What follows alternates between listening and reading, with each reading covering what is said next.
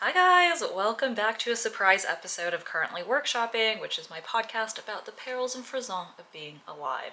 If you're watching this on Substack or YouTube right now, you'll probably see that I am in this unfamiliar location, and it's because I am actually in my birthplace, which is Changsha, China, which is in the Hunan province, known really for their spicy food. And I am here because we are doing wedding banquets and a Chinese wedding ceremony, which I am separately vlogging for next year when I am able to finally go through all the footage I have after I finish writing my book. So stay tuned for that. But okay, enough about me.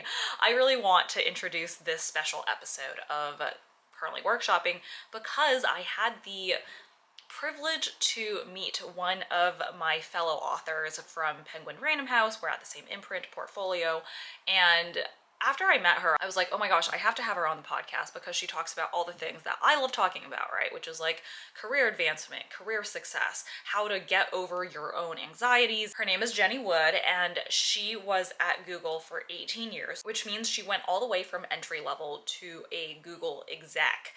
Her book, called Wild Courage, is available for pre-order now. The link is below. And it's basically about taking all these traits that we think are negative, right? Weird, selfish, shameless, obsessed, nosy, manipulative, that's a big one for me, brutal, reckless, and bossy, and helping you see how those are actually positive traits in many ways, and to get over your own hangups about potentially being seen as any of these things. And I know for me, I am always worried that I am seen as manipulative or even too intense. Sometimes I get those comments and I'm just like, oh, it's sad. Today we'll be talking about her career as well as her tips about how to know when to leave your job, how to prioritize how to internally network within a company, and everyone's favorite, work-life balance, or work-life integration as she calls it. We'll be doing a lot of compare and contrast between Biglaw and big tech, which is really exciting for me because when I first started law school, I really intended to eventually lateral into a big tech company and work there. So for those of you who've always asked me questions about like, oh, how is Biglaw compared to like another industry? This is the video for you. Without further ado, please enjoy this special episode, and I will see you guys in probably a few months. Mwah. Welcome, Jenny. Hi, Cece, and hi, everybody. It is so great to be here, and thank you all for tuning in. I'm so freaking pumped to have this conversation. And we're really excited to have you too. So, Jenny, you described yourself as an ambitious person held back by moments of anxiety, which I think is like really relatable for me and for a lot of my viewers and listeners here. Can you tell us a little bit about like what were some of the things you wanted to achieve and how did anxiety hold you back from achieving those goals? I'm going to talk about kind of macro and micro because I think the micro is actually so much more important on this one and how anxiety with a lowercase a shows up day to day. But first, let's go macro. When I first started my career and I was at Google for 18 years, I grew from entry level to executive. And if I think back to a very successful career, and yet there were times early in my career where I was held back by just overthinking and is this the right thing to do? And is this the way it's done? And is this okay to do? So for example, I was so nervous to set up time with my boss's boss to get to know them and to build a relationship with them, or set up time with my boss's peers who actually have a critical role in your career trajectory and promotion and key projects and things like that. And so I was just always looking for permission to, or invitations or time being dropped on my calendar by my boss's boss or my boss's peers or my boss's boss's boss. If you already have a relationship with your boss's boss, go up a level. And I was waiting for that invitation. And it's the kind of thing that you just have to schedule and reach out to them and say, hey, do you have 15, 30 minutes to catch up? So this is more of a macro thing because those really do set you up for success long term. And you've got to be bold and take the reins and do those things. And it's that voice in your head that says, but nobody asked me to do it. Is it okay? Is it allowed? Is it normal? Is it expected? When countering all those little moments of anxiety help you take those next steps that actually can really accelerate your career. So I guess I kind of mixed the macro and the micro there. And the macro result could be you really accelerate, you get that big project, you get that promotion, you get that raise because you're building all the right relationships. And relationships matter so much at any company. And I found it for sure in big tech as well. I'm curious what it's like in Biglaw. Cece? I think that's like one of the biggest like hidden grading scales of the workplace is you go in and especially in law, you just think that all you're supposed to do is bill hours. But it turns out that, yeah, like networking with the other partners, not even the ones that you work with, like the more you can get buy-in from all these people who are like your boss's peers or like your boss's boss. And it can be really scary.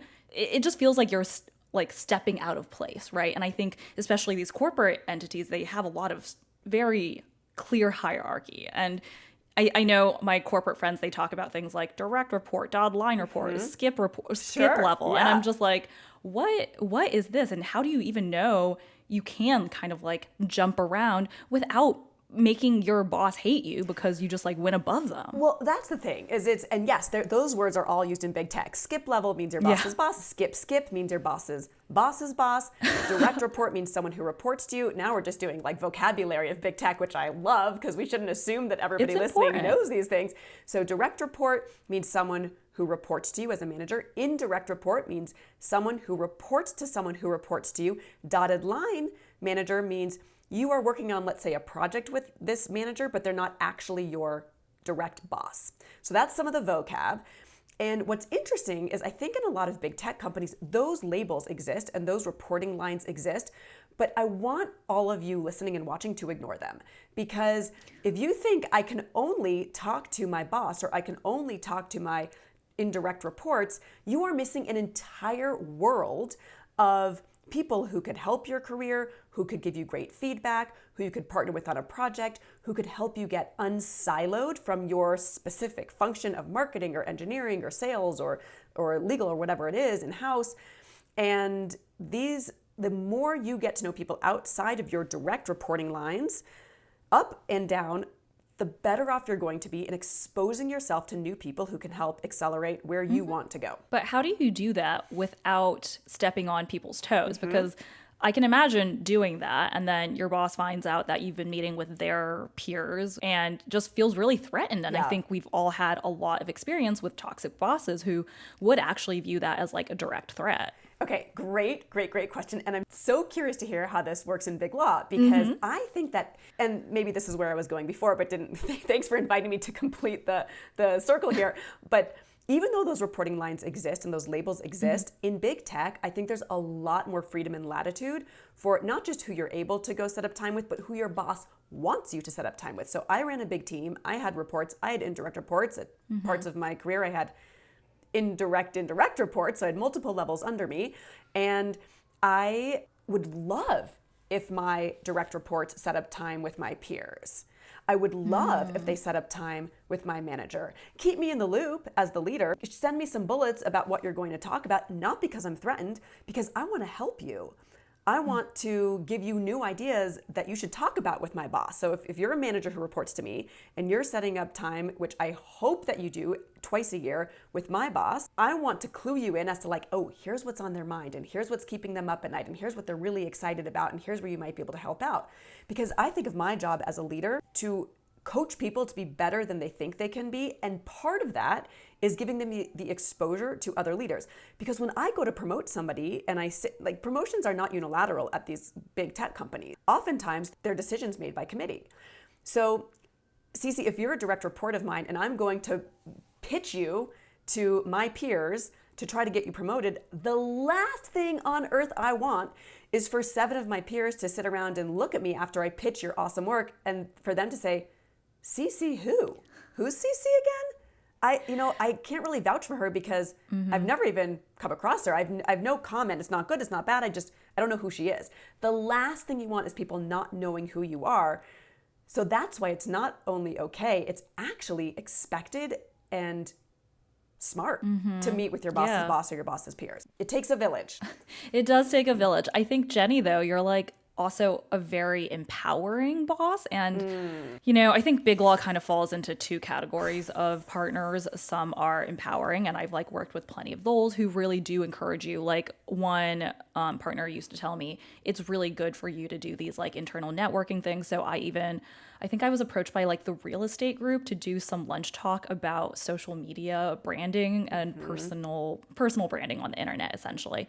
And I was like, oh, partner I work with, what do you think about this? And she was like, no, internal networking is really, really important to eventual partnership, right? Because how they vote for partner or promotion is purely through, like you're saying, someone putting this associate forward and then everyone else voting. And if they don't know your name, if they don't have a good impression of you, why would they vote for you to come in, become a partner, and take a share of their profits, right? The more partners you have, the more you have to split the profits.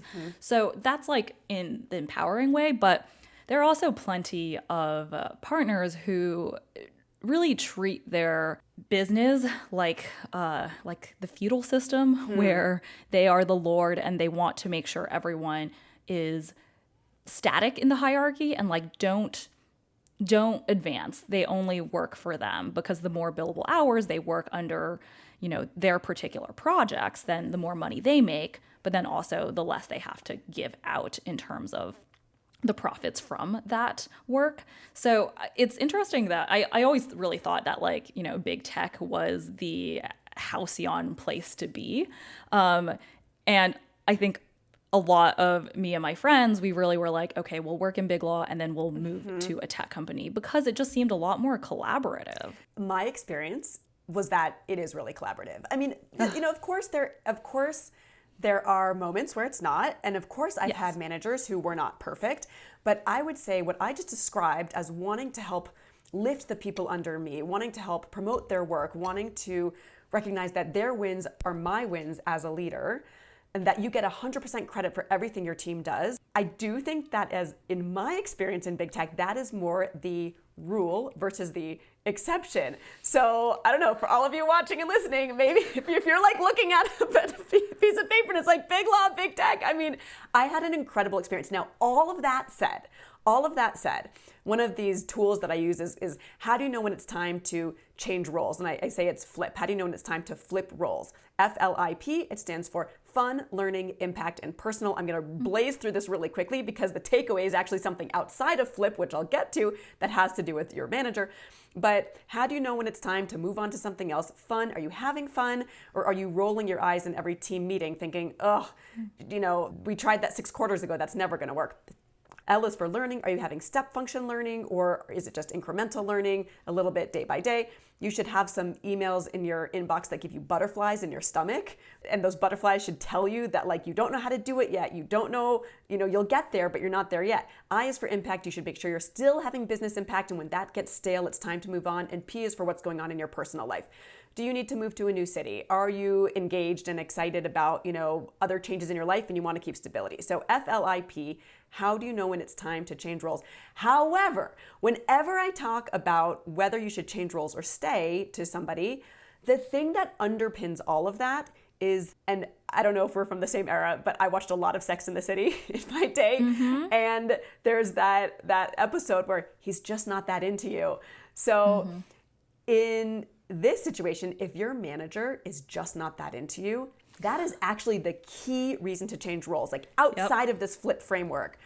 If your manager is just not that into you, it is time to move on. And not everybody has that luxury, but you can create that luxury for yourself by going out and looking or moving internally. And so when you talk, now you're talking about some parameters or some structure in place where, there's a real reason that if you're a partner, that cuts into the profit of everybody else. That's kind of a systemic is the word I was looking for. That's more of a systemic difference that might just create dynamics of hierarchy that I didn't feel in big tech. But if your manager just doesn't like you or doesn't see your value or doesn't think that you are worth promoting or doesn't think that you are doing good work, those are actually all reasons to peace out and create new opportunities for yourself. Because if you stay in a situation where your manager is just not that into you, you are never going to succeed. So get out as fast as you can.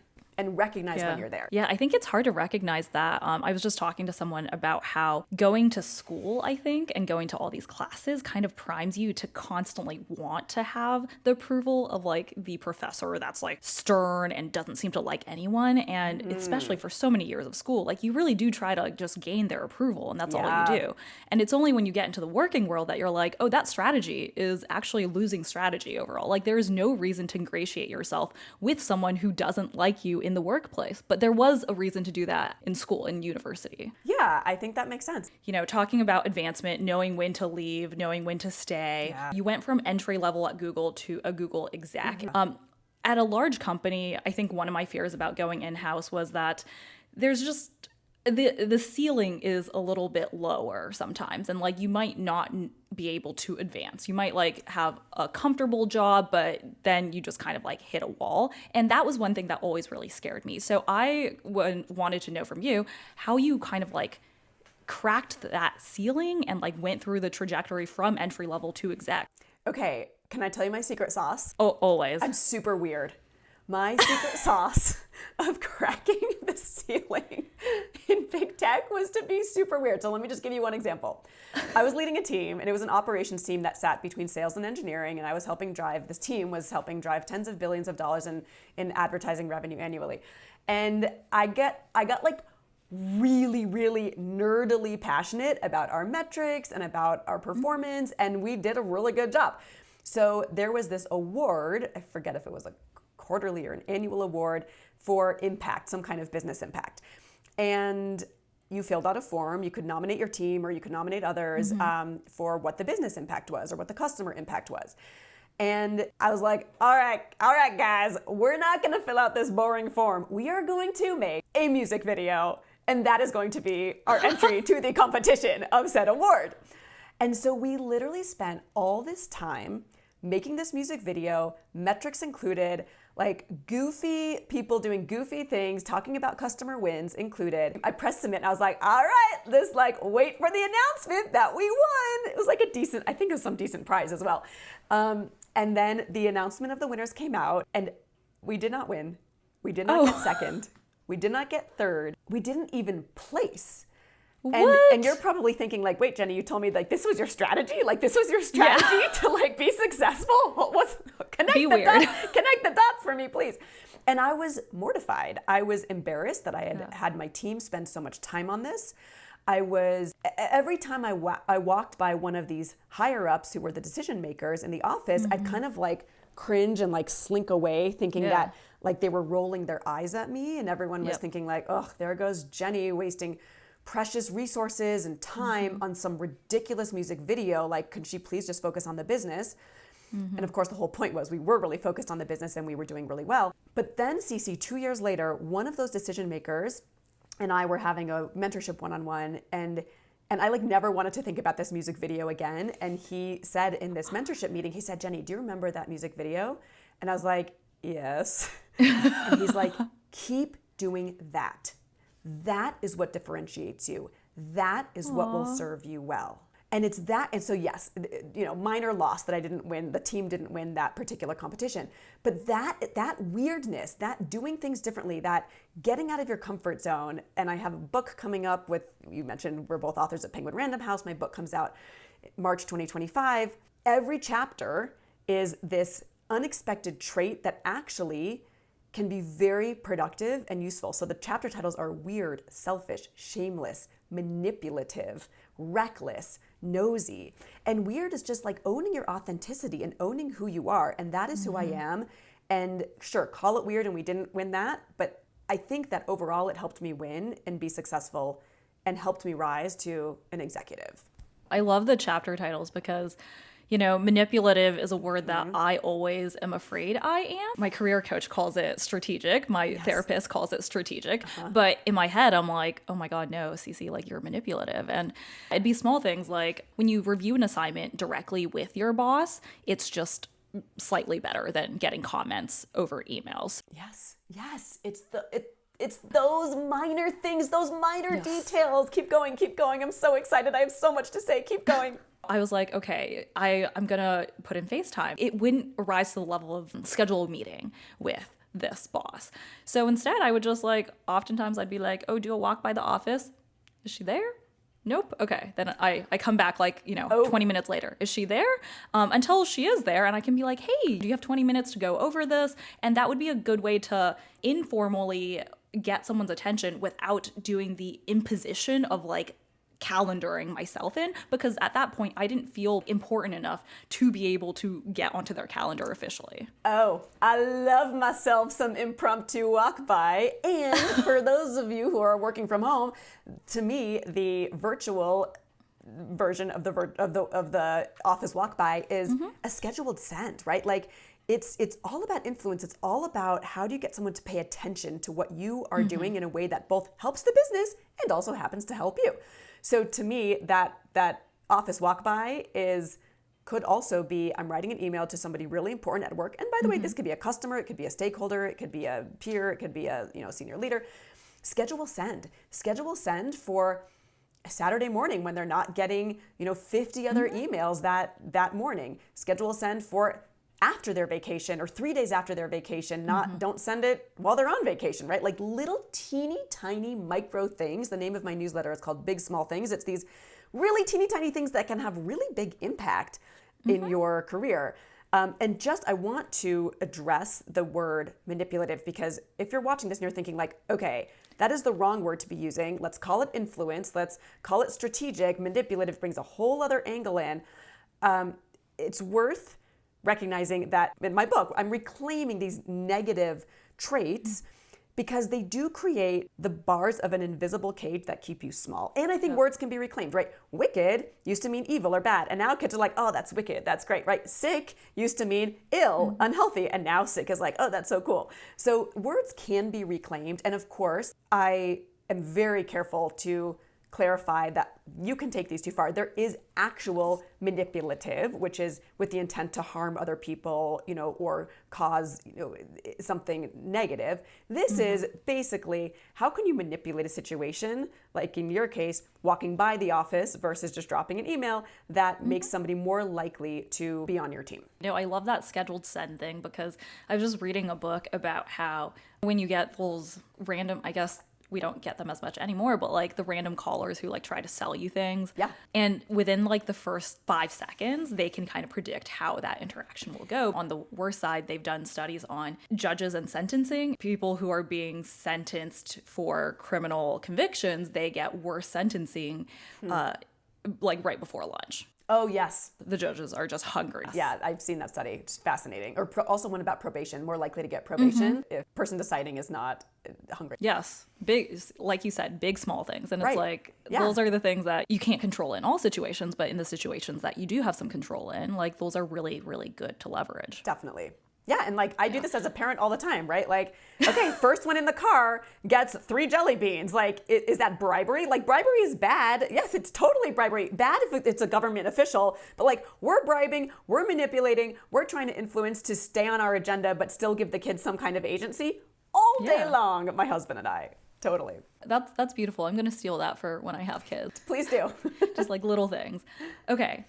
So I wanted to kind of compare more distinctly Biglaw versus big tech, because even now I'm kind of like, will I go back to working? Who knows? So I'm going to kind of use this as an informational interview to suss out a little bit about big tech's industry, which, by the way, if you're listening to this and you don't know what an informational interview is, I think those are the most powerful tool to advance your career. And I think a lot of times informational interviews become so much more than that, and can even lead to like job offers or just like connections. Read up on informational interviews. I have a video on it, so I'll drop that below too. Oh, I love that you're talking about that. It's basically a coffee chat. Like it's basically setting up time, and something that I always offer is, who's your dynamic dozen? Who are the 12 people that you want to have informational interviews with in the next 12 months?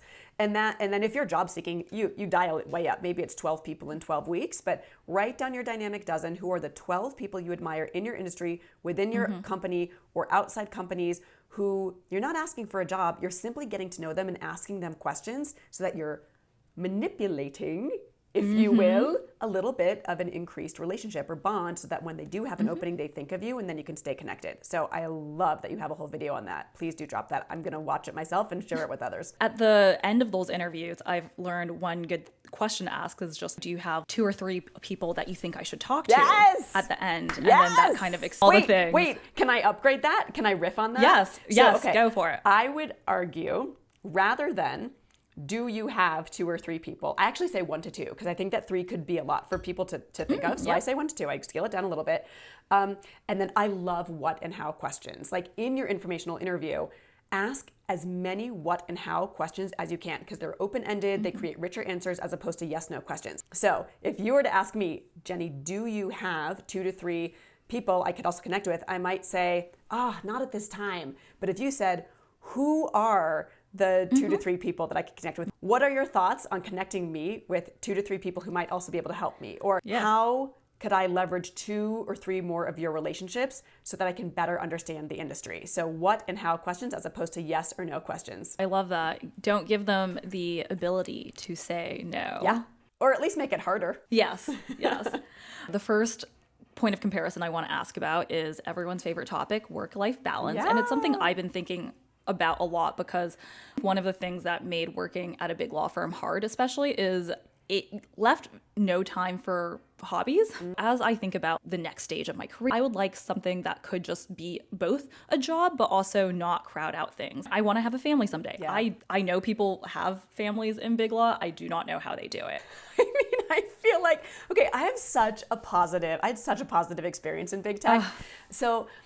But I also want to keep it real with people, and work-life balance is what you make of it. I'm all for the work-life integration phrase versus work-life balance because it's never going to be perfectly balanced. A mentor of mine once said, you can have it all, just not all at the same time. So a couple things I do are you think of seasons, right? Like, is this the season where I'm going to be going to the gym every day, or is it the season where I'm going to be carving out time for writing?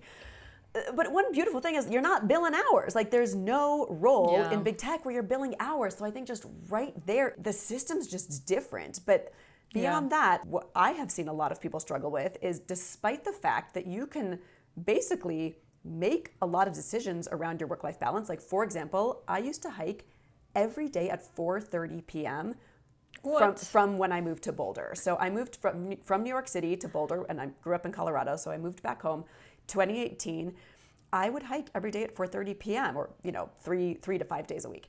And that's because I made up the time. I would have oftentimes meetings at night with Asia or meetings really early in the morning with Europe. And so because I knew I was putting in well over 40 hours a week, I just had to own the fact that I needed exercise. I wanted to do it at that time of day. And I have all these hiking trails right from my house, so it made it very easy on the days that I was working from home.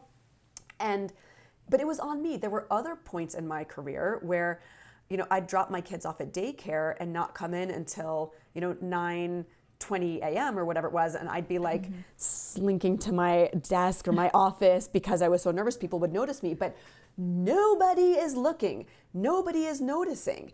I think in my experience, there was a lot of trust that you're going to get your work done on the hours that work for you. And then of course there are going to be times that you have to be there for customer meetings or engagement with the team. And so it's not like I was just like lollygagging all day. No, I had like a crazy schedule stacked in 30-minute increments of meetings basically all day long. But you will just burn out if you don't own your time in a way that most matters for you. So for me, it was like that non-negotiable 4:30 p.m. hiking, and for sure I made up the time in other ways. But would that even be possible in big law? I think it is possible. It's just hard to figure out, especially in the beginning, whether that's possible. Depending on who you work with, oftentimes they might like drop a last minute meeting into your calendar. But how I got ahead of that was I just blocked out I think it was 7 to 8:30 p.m. every day. That's my workout time. I'm going to go take a class and I'm going to go home. And then do I log on afterwards? Yes. But I think having that block in my calendar, if they're looking for a time to invite to a meeting, right, they'll see that that's already taken. And they don't know what it is. They just know that it is. Like you said, you just have to take charge of your own time. Can I offer something else that I picked up on that both of us just did? We both justified that we would take that time to work out, and then we both very quickly were like, oh, but then I'd work then I'd work in the evenings again. And I was like, oh, I'd work on early mornings and all night and on the weekends. Like, I'm working on the clock. That's why I can hike at 4:30. Like, I know people, and I admire these people so much, who do work more of a 9 a.m. to 5 p.m. schedule. And the way they do it is they say yes to the big and no to the small. They are just really, really discerning, and they ruthlessly prioritize about what they do at work. So yes to the big. What's big? Well, it's in law, I'm assuming, like that critical client project, or that critical case, or in big tech, it's the H2 strategy plan that is the number one priority for your VP, or it's that client pitch that's going to give you a ton of exposure and upsell that big client. Those are the big things, those things that really matter for the business, matter for your boss, matter for your career. Now, I say yes to the big, say no to the small. What's small? Being the 18th person to reply all on the "Happy birthday, Jimmy" email, or going to every single weekly status call where you neither add any value nor derive any value. That stuff adds up. So the people who I admire most, and I remember my first boss in 2006, John, I just saw him like sitting at his desk when the rest of the office went to like the, weekly meeting or whatever it was. And I was like, John, are you coming? He's like, no. I was like, what do you mean no? He's like, it's just not worth my time. And I was like, what? I was like, what do you mean it's not worth your time? He's like, I'm working on a project that's like really important. And I will never forget that moment, because I learned so much from his discernment, from his ruthless prioritization. And the people who are able to do that and like really think day to day, hour by hour, where is this hour well spent? What is strategic and what is not? I always say to people, strategy is simply, what are you going to do versus what are you not going to do? What are you going to do versus what are you not going to do? And the people who are really strategic in that way and can say no to the small, those are the people who are both successful in their career and have incredible work-life balance while working in a more sane work schedule, let's call it 9-ish to 5-ish. I'm amazed that you can even say no, because one of the things I learned early on at the law firm is that no is just a dirty word. One time a partner even walked into my office and was like, why did you turn down this assignment? And I was like, well, because I didn't have time. And she was like, well, what do you mean you don't have time? And I was like, I don't have time this week. And she's like, well, do you have time next week? And I was like, yes. And she's like, well, say that then. That set the tone. You can't say no. Then you start saying like yes and. Sure. So I would say like yes, and I can do it next week, even if they ask for like tomorrow. That was kind of how I threaded that needle. My mind is blown too, because to me, the people who were like the people I admire most who worked under me were the people who could say no. If they say yes to everything, I'm like, okay, you clearly don't have that much important stuff going on, because like otherwise you'd say no more. And so the people who would say no, I'm like, that's leadership potential right there. Because leaders do need to say yes and no to the right things. Like, think about it. If you're running a business, if you're running a company, I mean, do we think that the CEO of Google and Meta and Netflix are all like saying yes to everything? No way. They're deciding what companies are they going to buy? What are they not going to buy? What are they going to invest in? What are they going to divest? Right? Like, they're saying yes and no all day long. So when I see someone saying no, to me, that is like, boom, strategic future leader. Because that's what leaders do. They prioritize and they say no all the time. And I think I'm realizing now why some law firm leadership just kind of suck. It's because you become a leader by never saying no. And then when you get to a point where you do need to say no and be a leader, you just don't. A lot of, I think, like law firm grooming to be a partner is not helpful for actually like being a partner at that point. This is so instructive to me. I'm probably not in a stage in my life where I would go back to law school and go into law. But when I was a kid, I for sure thought I was going to be a lawyer. Or maybe that was just my parents saying, Jenny, stop arguing with it. They literally said to me, Jenny, stop arguing with us and we will pay for your law school. I always have thought that I would love being a lawyer, but maybe if I ever go down that path, maybe I'll be in-house. I think in-house is like a lot more fun. And even now I have like kind of a general counsel role with the company, and it is so much more fun. It's like more about problem solving. It's more about thinking operationally and strategically. Sure. Which is a totally different dynamic. But law itself, I think, is fascinating and so much fun and so cool, and interesting. I mean, I loved law school. Learning is the best thing, which is why I think we both like books. It's like continual learning, adult learning. Are you talking about your book project yet or not yet? Oh, yes. No, I've vlogged my book proposal writing process. I've been vlogging the writing process, although I'm sorry in advance, guys. The clips are mostly just me sitting at a computer. It's very boring. But no, people do know that I'm writing a book. The title has recently changed, so I haven't revealed the title yet, but I will soon. Okay, I can't wait to hear. We did a title change at the very end. It's now Wild Courage. What was it before? It was called The Chase, and now it's called Wild Courage. It was called The Chase because I chase everything I want in life, and I do it unapologetically. And I met my husband in 2011 by chasing a stranger off the New York City subway, who then became my husband. I was sitting on the subway, 20 feet away from me was this really attractive guy. He got off at the next stop, which was not my stop, and I was like, I am chasing after that guy. And I literally chased him down. I gave him my business card, and then we got married. Not that same day. But now we have 2 kids who are 7 and 9, and he's amazing. And so originally the manuscript was called The Chase because I chase after what I want in life, and in my personal life, in my career. But not always. I had to get over those moments of lowercase a anxiety to feel comfortable enough in my own skin to do it, and to know that like some are going to be winners in the things I chase and some are going to be losers, and I learn more from the losers than the winners. And like taking these little risks is really how you win in life, because if you want to double your success rate, quadruple your failure rate. So if he had turned out not to be interested in me, then like, so be it. So what? I got off 1 stop early and I walked home 13 blocks. But in this case, husband and father of my children. All in one. All in one. The fear of failure, I think, actually drives a lot of what I do, or actually what I don't do. Yeah. And getting comfortable with that, gosh, I think, it's has key. been like the single biggest thing I've been working on in the few years that I've been in my like writing sabbatical period. And I love hearing about how quadruple your failure rate. I think we hear it a lot, but oftentimes we think it applies to other people, not to us. Yeah, no, this is the chapter of the book. So this is the reckless chapter. It's reckless, err on the side of action. It's all about risk taking. It's all about what's a big risk, what's a small risk, how do you get more comfortable with risk, how do you think of failure as just data. And it's definitely the hardest chapter for me, even though it sounds like that can't possibly be when I chased a stranger off the subway. But I just really get into analysis paralysis around, should I send this email? Should I not? Rewrite it 5 times. Is the tone right? Have my husband look over it. Have 3 other people, look over it. And that's where it's not these huge risks of like, should I move to Paris?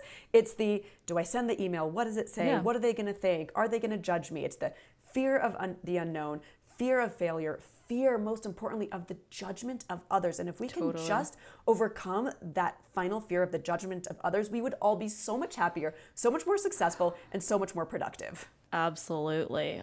So kind of going off of that, in order to advance your career, right, you need to impress certain stakeholders. You need to get out in front of them. But I've always found that determining the political landscape of a company or like even your department can kind of be difficult to do. Like, it's not just like you can follow the reporting diagram. There's like usually something else there. So what are kind of your tactics for determining the stakeholders and like whom you should really be getting yourself in front of? Oh my gosh. Okay, what I love what you just said is there's the reporting lines, but there's usually something else there. Yes. And that something else there is my jam. Like, that is my jam. It's the unspoken dynamics. It's getting comfortable with politics.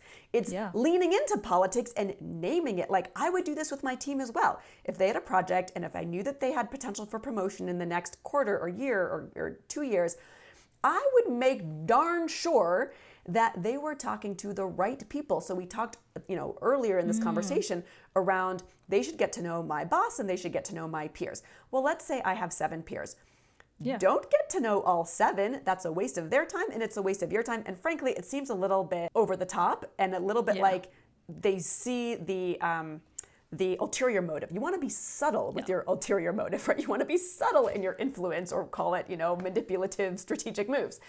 So get to know 2 or 3 of those peers of mine, right? If I'm the leader, and I will literally help you understand who are the right people to spend time with. And I'm not going to like dog the other people and be like, they're a waste of your time. But I will say, I think the people who are best suited to help you or give you feedback on this particular project, CC, are person X and person Y. And person X and person Y are probably the people who I think have the most influence among my peers. Because think about it, when you had your peers at your law firm, or you were thinking about the partners, you know right now in this moment who had the big boss's ear, who played golf with the big boss, who got that position, but nobody really knows how or why, because they don't really have the skills or the charisma to be in that position. You know who are the influencers and who are the people who just happen to be in that position getting the paycheck. So lean into those people, and if you're a leader, help your people align with those people who matter. And sorry if I'm calling it how it is, but I'm always one to call it how it is. Certain people have more influence at work than others. Get to know those people, align with those people, and make them your allies. Having those kind of like sponsors in law, we call them sponsors. Sure, yeah, same with big tech. Okay, cool. Yeah, they don't just mentor you, they like help you navigate the political scene inside the law firm. And I found like when I did find people who were openly helping me do that, everything fell together so much more easily. And if you're like in a meeting, you're like, I have no idea how to even get started this, just like look to who seems deferential to whom in like an email thread or like a chain. They're saying, here's my thought, but insert name, what do you think? Or when the project stalls because someone is on vacation and they miraculously come back, and then like all of a sudden decisions can be made. Or who quietly is dropped from that thread and is no longer CC'd, or who's BCC'd and who's CC'd. I guess that you wouldn't know if someone's BCC'd, but but like these are the kinds of, like, I am always thinking, like, nothing I do is careless. Everything is intentional. Who I would CC versus BCC is like a regular thing I would think about 20 times a day at the office. Like, this is stuff that matters. These dynamics matter. Politics matter, visibility matters, and don't let anybody else tell you differently. Yeah. But we have to wrap up soon. So in the last few minutes, oh, so sad. I know. I feel like I could talk to you for like another hour. I know. Can we do this again? Yes, absolutely. When your book comes out, tell everyone a little bit about where they can find you. So you can pre-order the book. It comes out March 25th, 2025, but good things come to those who wait. So you can pre-order it today. And special for CC's audience, special for all of you, if you pre-order it before November 1st, of 2024, then you're going to get all sorts of extra bonuses, opportunities for Q&As with me. You're going to get behind the scenes stuff on a major book launch. You're going to get scripts you can use at work. Like Cece and I talked about all these things that are like, do this, ask this person for a meeting, or, have this informal interview. Well, I will give you literally scripts you can copy and paste to do that. So that's one way. I am so excited to share this book. This is brand new. I put it up this morning with the world. And I would love for you to pre-order it. Before November 1st, you will get those bonuses. We will drop the link down below of how you can do that. Save your receipt. And then I also have a free newsletter called Big Small Things, which I referenced. We'll drop that down below too. It's jennywood.com/newsletter. Guys, I subscribe to Jenny's newsletter and it is so helpful. Like, I always love seeing the scripts. I think oftentimes scripts like what to say can be the hardest thing to figure out when you're doing anything. So being able to like take that and then modify it, she's basically like ChatGPT, right? Like, Career GPT. Career GPT. Ooh, it's still the C. Yeah. Okay, I think that's it.